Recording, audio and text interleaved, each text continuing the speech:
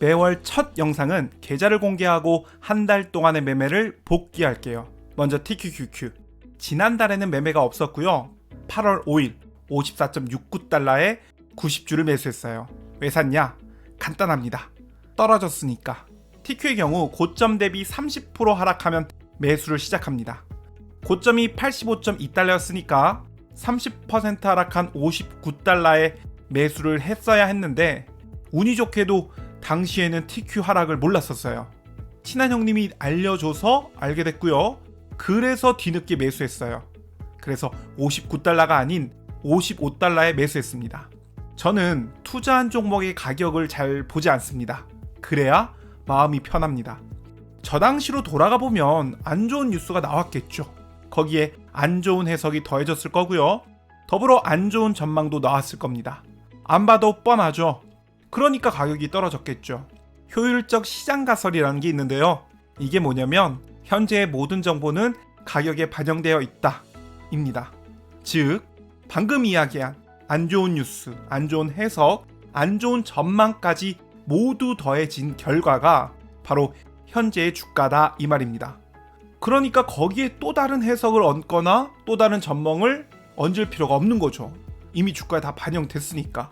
그럼에도 불구하고 대부분의 사람들은 다시 해석을 하죠.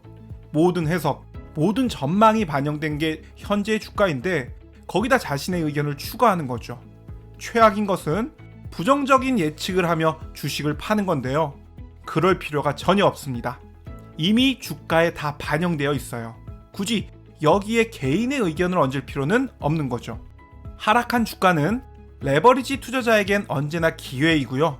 당시 매수 가격이 54.69니까 당시 매수 가격보다 현재는 33% 정도 올랐네요.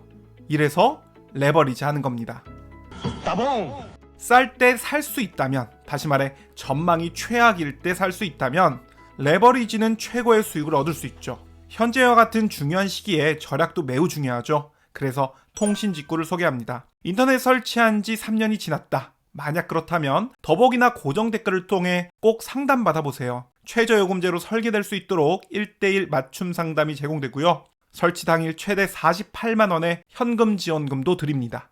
이번엔 속살. 속살은 반토막부터 매수를 시작합니다. 8월 13일 1000만 원어치 1차 매수를 했는데요.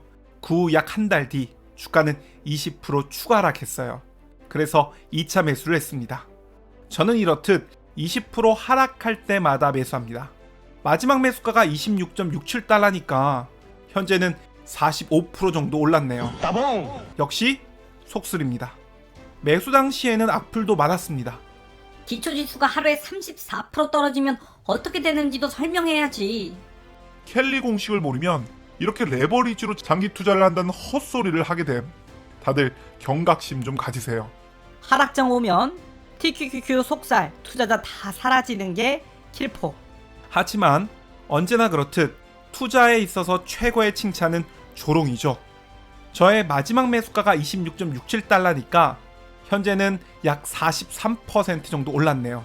역시 속살이야. 그래도 다행인 건 영상을 보시는 많은 분들이 레버리지의 장점에 대해서는 인정을 하십니다. 장점은 인정하는데 그거 실제로 투자하면 다 망할 거야. 멘탈이 그걸 견딜 수가 없어. 이런 식이죠. 인정합니다. 손실이 커지고 있는 상황에서 손실이 어디까지 불어날지 알 수 없으니까 두려운 거겠죠. 그래서 저와 저희 구독자분들은 매수표를 가지고 매수를 합니다. 알려주신 속살 하락 예상표를 뽑아서 대비하니까 급락할 때는 살짝 놀라긴 했는데 대응이 되네요. 이런 식입니다. 매수표를 가지고 있으면 최악의 상황까지 갔을 때 나의 손실률을 알 수 있죠. 레버리지를 부정할 때 자주 쓰는 문구가 하나 있는데요. 이런 거죠. TQQQ 속살 마이너스 90% 되면 10배 올라야 본전이다. 네, 의도는 알겠어요. 고점에 사놓고 분할 매수를 전혀 하지 않고 그런데 마이너스 90%가 됐다. 10배 올라야 본전. 맞습니다. 그런데 실전 투자에서는 전혀 맞지 않는 이야기죠. 예전에 연애할 때 생각이 좀 나는데요. 꼭 연애 한 번도 안 해본 사람들, 이론으로만 사랑을 배운 사람들, 이런 분들이 연애 코치는 제일 잘합니다. 신나게 떠들죠. 마찬가지인 것 같아요. 마이너스 90% 하락하면 10배 올라야 본전이다. 이는 실전 투자에서는 전혀 맞지 않는 이야기죠. 예컨대 저의 경우 마이너스 90%가 하락하면, 다시 말해서 속슬이 7달러가 되면 저의 손실률은 마이너스 50.3%인데요. 10배 올라야 본전인가요? 아니죠. 2배 올라야 본전인 거죠. 다시 말해 실전에서는 마이너스 90% 하락하면 2배 올라야 본전이다 라고 말해야 되는 거죠. 회복장에서 속슬 2배? 이건 뭐 너무 쉽죠. 마지막으로 TMF. TMF는 8월 26일 매수한 후에 별다른 매매를 하지 않았습니다.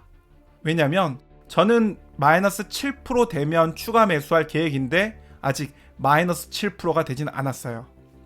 최근에 TMF가 많이 떨어졌죠. 그래서 관련해서 질문 주시는 분들도 많으신데요. 과거 역사를 보면 금리 인하기 내내 TLT 혹은 TMF가 오른 건 아닙니다. 금리 인하기의 초기와 금리 인하기의 마지막 시기에 올랐는데요. 어쩌면 금리 인하기의 초기 상승분은 끝났을 수도 있습니다. 만약 그렇다면 향후 1년 이상 TLT는 횡보할 거고요. 그 후에 20%가량 오를 겁니다. 어떻게 그렇게 잘 아냐고요? 그냥 과거 금리 인하기에 TLT가 그렇게 움직였어요. 향후에는 전혀 다른 이유로 이런 일이 벌어질 겁니다. 이유가 어찌됐든 향후 1년은 횡보할 거고요. 그 후에 이유가 어찌됐든 20%가량 오를 거라고 봅니다. 과거는 항상 반복되어 왔죠. 이유는 항상 바뀌었을지라도. 장기 채권이 1년 동안 횡보한다고? 그럼 TMF는 녹는 거 아니야? 그럴 수도 있겠죠. 만약 분할 매수를 하지 않는다면. 이 역시 이론과 실제는 다르다고 볼 수 있는데요. 저의 경우는 마이너스 7%마다 분할 매수를 할 거고요. 이렇게 저점 분할 매수를 한다면 변동성 끌림으로 TMF가 크게 녹더라도 TMF 투자자는 수익을 보고 말 겁니다. 이는 제가 다른 영상에서 여러 번 언급했기 때문에 또 설명하진 않을게요. 한 얘기 또 하고 한 얘기 또 한다고 뭐라 하는 분들도 계시더라고요. 196번 영상을 참고해주세요. 어렵진 않습니다. 아주 간단한 숫자 계산만으로 알 수 있어요. 주가가 횡보하더라도 분할 매수만 한다면 레버리지 투자자들은 1배수 투자자들보다 더 큰 수익을 볼 수 있죠. 오늘 영상은 여기까지입니다. 여러분들의 성공적인 투자 기원합니다. 감사합니다.